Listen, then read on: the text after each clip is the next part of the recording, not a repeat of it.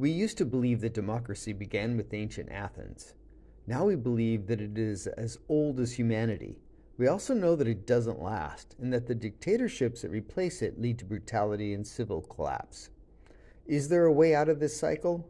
Many are trying to find it. In the 18th century, something magnificent happened. The culmination of the Renaissance and the Age of Enlightenment brought with it a new and promising form of government.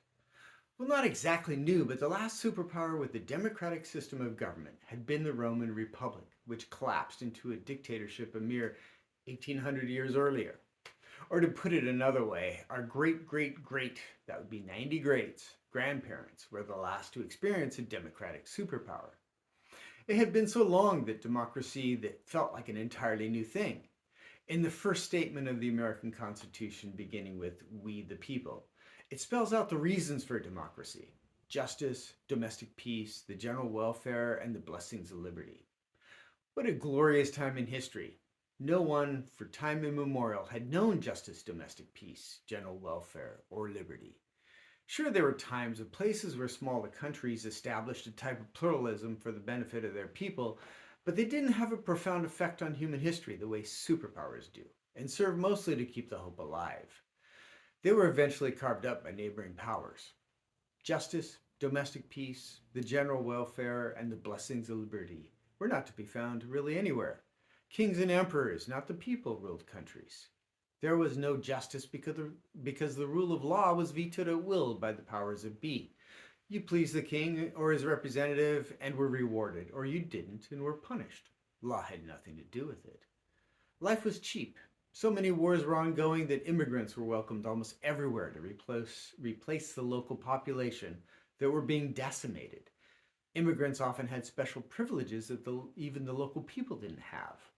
One reason why the Jews spread all over Europe was not only because they could do banking, but also because everyone needed the extra labor. Other immigrant groups like German settlers in Eastern Europe were also welcomed and given special privileges.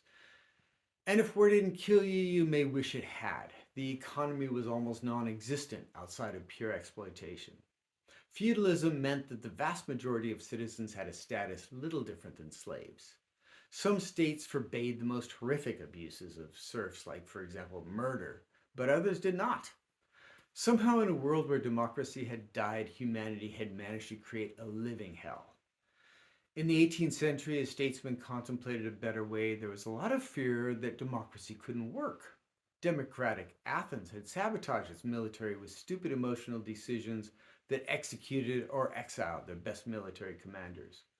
Republican Rome slipped into political violence so extreme that the people welcomed an emperor that would stop all the political gang warfare. Other regional republics like Venice would also be marked by disastrous mistakes made by a passionate and irrational public, bringing the republic to an end. When the US and France opted for democracy, their founders held their breath. France failed in most spectacular fashion by embracing an emperor. The United States did not. In fact, the United States, for all its faults, never let go of its democratic birthright, and it was remarkably successful, reaching its pinnacle in the aftermath of World War II, at least in terms of power and prestige. It had grown and expanded. It almost got caught in the economic dead end of slavery, but escaped that and went on to have a dynamic and innovative economy. The United States became an exemplar of human rights, a bastion of democratic ideals, and a land of rule of law. It was a land where life was good, but not only that, it was also the primary world power and economic superpower. It succeeded as a democracy perhaps beyond the wildest dreams of the state's founders. It was rich, dynamic, the envy of the world, and at the same time it had a wonderful political system that 300 years ago intellectuals had concluded couldn't work. But just as the pinnacle is reached at the end of the Cold War, something started going wrong. The people of America started forgetting basic principles of democracy. Compromise, a cornerstone to democratic decision-making, was rejected by many Republicans as a form of corruption. Ideological rigidity became a threat. Freedom of speech was the argument used by the Reagan administration to stop compelling media to be objective or balanced. Meanwhile, in the name of more democracy, the parties opened up the primary systems so that each party was an empty vessel, to be filled by any ideologue or would-be despot. The caution and careful consideration of the founders of the country were in stark contrast to the mindless noise and hustle of competitive elections and competing media. It's time for a critique of democracy. It's time to reevaluate, reassess, and look to see if there's a solution. Around 2006, the world passed the high point of democratic growth and began the slide backwards. Since then, I've come to realize that most of what I had been taught in school about democracy was actually a myth.